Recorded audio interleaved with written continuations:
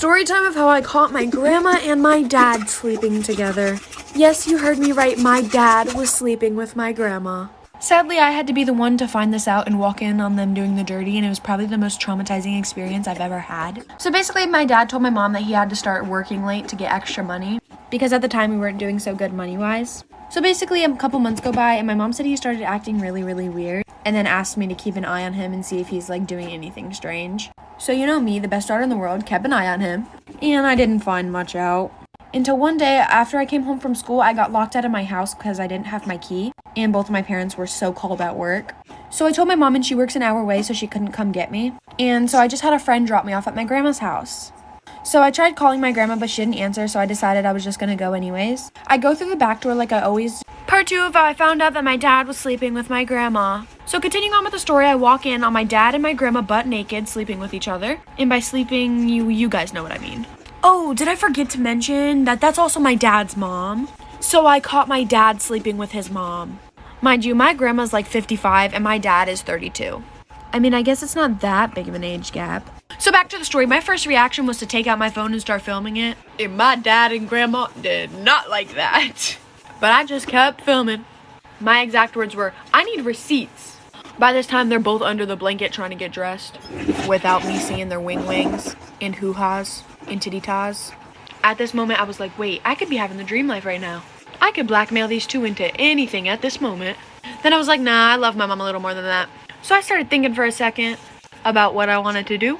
Then I book it out the house and send the videos to my mom. They did get a divorce. My dad lives with my grandma, and I do occasionally see him, but I live with my mom. Story time on how my boyfriend tried to do the nasty with my dog. Okay, so boom, we about to jump right in. So I had a really good boyfriend, and every day after school, he came over to my place. Both my parents worked till late, so we had a lot of time to just have fun. So my dog was a big white Samoyed, and he was obsessed with her. This was kind of a red flag, but I ignored it because, I mean, it's a dog. We dated for 2 months and things just kept getting weird. Second red flag, he paid less and less attention to me when he was over and more to my dog. So one day while he ignored me and played with my dog again, I got a phone call from my teacher. My teacher told me that I had to go to school right this second. I was really confused, but I obviously still went. Even though it was a Saturday, it ended up being a prank, but whatever, just push that to the side for now. I trusted my boyfriend with my dog and to stay home alone, and I went to the school. And this was a big mistake, because my boyfriend did the unthinkable. Like for part 2. Part 2 on how my boyfriend tried to do the nasty with my dog. Okay, so boom, like I said, I left my boyfriend home alone with my dog and I went to go to the school. The school was actually really close to me, so it really wasn't going to take me that long anyways. When I arrived to the school, there was no one there. All the teachers were gone and the school was locked. It ended up being a stupid prank by my friend, getting me back for when I pranked her. But whatever, I went back home. And I'm sure my boyfriend didn't expect me to come back so quickly. So I went back and I didn't see my boyfriend or my dog in the garden. And the house was empty. At first I thought he kidnapped her, but then I started hearing noises coming from my dog from the basement. I opened the basement door and there it was. My boyfriend pants down trying to do with my dog. My dog ran to me and I locked my boyfriend in the basement. My parents immediately came home and my ex got grounded for life. I don't know what else happened to that weirdo, but now I'm dating his ex-best friend and we're happy and normal. Am I wrong for not wanting to name our first child Black? My partner and I are having our first child, and I stupidly made a deal with them where they got to name our child if it was a boy and I got to name it if it was a girl. I know, I messed up. Well, we are having a boy and the names my partner are coming up with are not for me. I have managed to convince them to forget the deal we made, so at least that element is gone. But this does still mean they seem to have a little more say than I do in the situation. Anyway, the name they are really eager to use is Black. We both want something a bit different without being too hippity-dippity, and this is the outcome. The reasoning is something along the lines of, colors as names are already a thing. Violet, blue, and black is just a cool color. They just think it sounds really cool. However, I think it's a bit odd since we are both white. It just seems to me like, yeah, it's a color, but it's more than that. It's a race, and a race is a pretty sensitive topic. They think this is crazy logic that has nothing to do with race, and making it about race is absurd. Just to clarify, we will not name our child anything we both don't agree on, but this convo has now become more about whether or not the name is just a color or something more charged, and neither of us can really see from the other's perspective. So, am I wrong here? Am I wrong for making all the women in my family leave my wedding after they showed up wearing white? I, 33 male, have a large family, mostly aunts and female cousins aside from the mom, stepmom, stepsister, and grandmother. I don't know how to say this, but all those women I mentioned above are into teasing and joking. They formed a unit which I admit is kind of toxic, and they tease and roast every new woman that enters the family by marriage by setting up tests to see if they deserve to be part of the family, or roast their looks and styles to the point of breaking confidence and self-esteem down. Then, after a few months of teasing, they announced that they finally welcomed them into the family. The newest member would join in on the teasing too. When I first introduced my then girlfriend, now wife, I made it clear that I didn't want any of the women in the unit to come at her or harass her, not even with a single word. They went behind my back and roasted her looks and job, and I discovered they've been doing it on Facebook. I made them apologize one by one after they gave the "we're just testing the water to see if she's capable to be part of the family" excuse. They didn't want to apologize, but once I said I wouldn't invite any of the unit unless they apologized, including my mom, everyone immediately apologized and brought gifts for my wife. My wedding was 2 weeks ago. There was talk about the woman in the family wanting to pull a prank on my wife by wearing white and called it the ultimate test to see how my wife would react. My brother warned me, so I announced that if any one of them showed up in white, I'd have them kicked out, including my mom. They said this wasn't true and they'd never do such a thing. But they showed up to my wedding day one by one wearing white dresses, and each and every one of them was told to leave after they tried giving excuses by either making scenes or getting the men involved. The senior women of the unit, who are my mom and aunts, also showed up in white but refused to leave. I threatened to take harsher action, and my mom was pissed, telling me to step aside, but I didn't let her in. I had her leave while the men in my family were watching stunned. Dad was on my side and supported me a lot. My wife was hurt beyond measure, but the women in the family were pissed. My cousin blasted me on social media later, saying I excluded all the women from the wedding because my wife was so insecure she couldn't handle another woman's presence at her wedding. I felt absolutely awful because my wedding was being interrupted by them making scenes. I had an argument with them, and my mom berated me, saying it was supposed to be a prank, but I said they were taking it too far. My mom said I took it too far by kicking them out because they were trying to get a reaction from my wife to see if she was one of those bridezillas and were going to change as soon as the prank was over. But I ruined my own wedding, an entire wedding, by reacting so aggressively. I stopped talking after she said I had to bring my wife and apologize. I haven't seen a lot of them in 2 weeks, and they've excluded me from everything. So, was I wrong for how I handled the situation? Absolutely. Oh my god, look at this. Absolutely not. Your wife is one lucky woman to have a man stand by her like that. Applause to you. Good job. Am I wrong for blowing up at my dad for asking me to pay for a family dinner? I, 27 male, lost my mom at 15 in a road accident. I was a fairly airheaded kid in school and was great academically. My dad, 48 male, remarried to Isabel 10 months later for my care. The 2 years after my mom's passing were extremely hard on me. Isabel was temperamental with me, sometimes nice or almost ignoring me. She had a son who was 2 years older. We practically had no relationship as he moved for college around the time they got married. When I was 17, I was going through old pictures. I ran into some domestic pictures of Isabel and my dad. I realized many of them were from Seattle. Only time my dad was there was when he had been working on site for weeks the year before my mom died. There had been a fight between my parents about the on-sites not bringing the family extra money. I realized that my dad was probably cheating on my mom with Isabel prior to her death. I don't know if my mom knew this, though I think so. I kept it quiet because Isabel was pregnant with my stepsister at this time. I found out later that year that my mom had left me as her sole inheritor, which was quite some money. Her parents' inheritance money and 50% of the house. This had helped me pay for college. My dad challenged this will, causing some delay in executing it. Some words were said about my mom, which I didn't like. My dad also had taken $6,000 from my account. I let it go because I honestly was happy to have money for college. After moving out of state to college, I've been low contact with my dad. I had a court wedding due to COVID and have a 7-month-old now. 2 weeks ago, I was in town and my dad decided to meet me and my family, which I agreed to. It was at a nicer restaurant in town, and along came Isabel, my stepsister, and Isabel's son, his girlfriend, and 2 kids. The dinner was good until Isabel brought the house up and mentioned my stepbrother's wife losing her job. I deflected this to a private chat with my dad. No fucking way am I giving it up.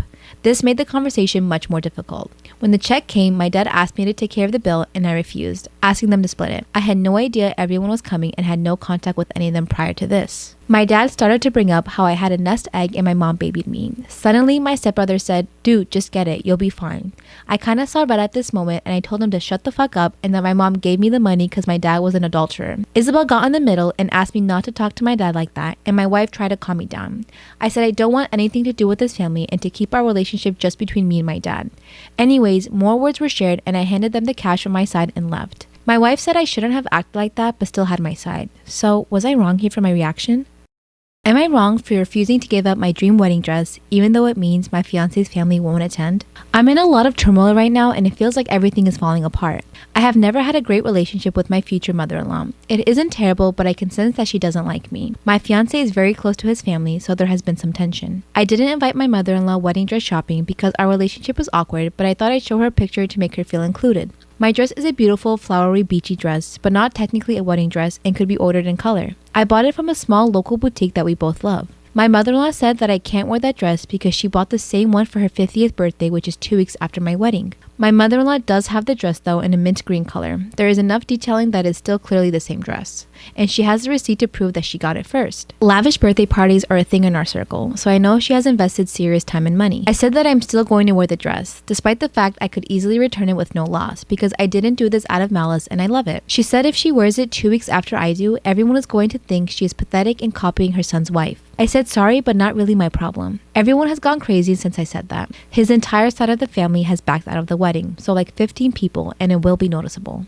His sisters were supposed to be in the wedding party on his side, but dropped out and have blocked him on everything. His stepdad won't talk to him and says he regrets raising him and he isn't a real man because a real man would stand up for his mom. My fiance is hurting and found out his family had a big beach day and invited everyone but him. He called mother-in-law and they talked but didn't come to a resolution. She said if I refuse to do the right thing, the only answer is no one going to her party can go to the wedding. He is now mad at me, saying that my mother-in-law had the dress first. So am I wrong here? I don't want to give up my dream wedding dress. Am I wrong for forcing my daughter to go to a party?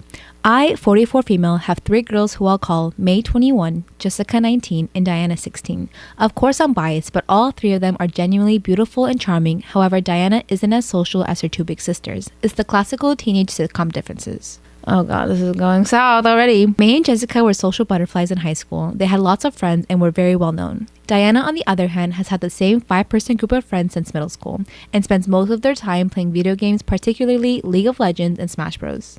What are you trying to say? Are you trying to say something's wrong with people who play League of Legends?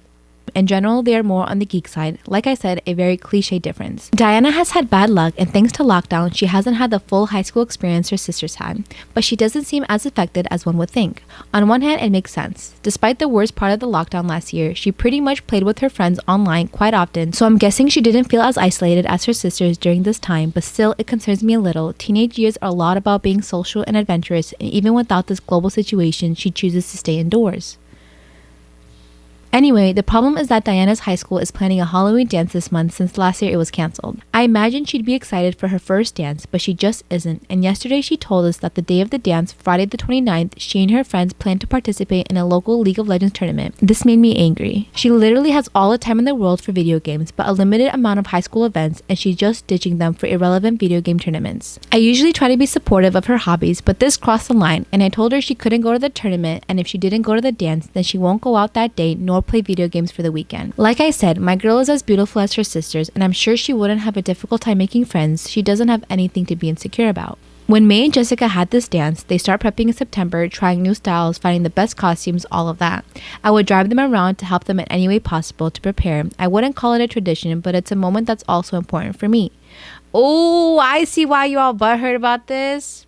After the argument, my husband told me I was being an a-hole, and if she didn't want to go, that was on her. But what if she regrets not going when she's older? She can always play video games, but time won't stop, and she won't be in high school much longer. Still, my husband is rarely this upfront, so I wanted to know, am I wrong here? You guys in the comments, attack! This woman deserves to be attacked. I am promoting bullying in this section. Actually, no, TikTok, no, I'm not promoting bullying, because in this video we'll get, taken down. But attack this lady. What? Am I wrong for giving my daughter's vegan friend meaty meals during sleepovers? My daughter and her friend Em are both 12 years old and like to have sleepovers every now and then.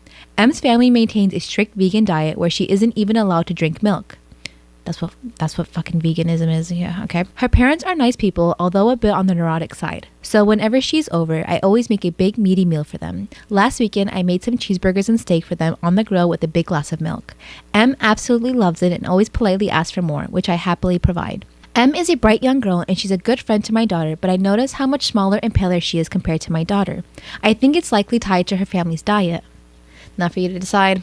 For snacks, I give them some of my Venetian turkey. For breakfast, I typically make a big plate of scrambled eggs and bacon, again with a big glass of milk. Despite her size, M always wolfs down whatever I make, and I have to say, every time she leaves, it looks like she has a healthy glow to her. What? I know I probably shouldn't be doing this, but I think M is a bit malnourished. Nothing against vegans or anything. She knows she'll get in big trouble if she tells her folks. I think she fibs a bit to her parents about what she eats here. So it got me thinking, am I wrong for letting my daughter's vegan friend eat meat at my house? Fam, like, some of these things, like, you can't. I'll give you this. You had good intentions. That's it. Am I wrong for sending the police to my stepsister's wedding? I, 32 female, lost my mom when I was 23. It was by far the most traumatic loss I'd experienced. It was unfair, untimely, and preventable. I got in therapy and was doing better, but I had issues with my dad's new wife and her daughter, who's 25 and just got married weeks ago. We do not have a close relationship, but we were cordial enough to sit at dinner tables. My stepsister treats me as a relative and was as much distant from me. But after my father got sick, we had to see each other a lot. I'm handling his care while stepmom works full-time, and stepsister doesn't do much, though she's always visiting when I moved in to help my dad. I brought with me all of my mom's belongings, and my stepsister showed interest in my mom's necklace and asked if she could borrow it to wear it at her wedding. I refused, and she tried every method to convince me, and I had to put it in a place where I thought it'd be safe after my stepmother got involved.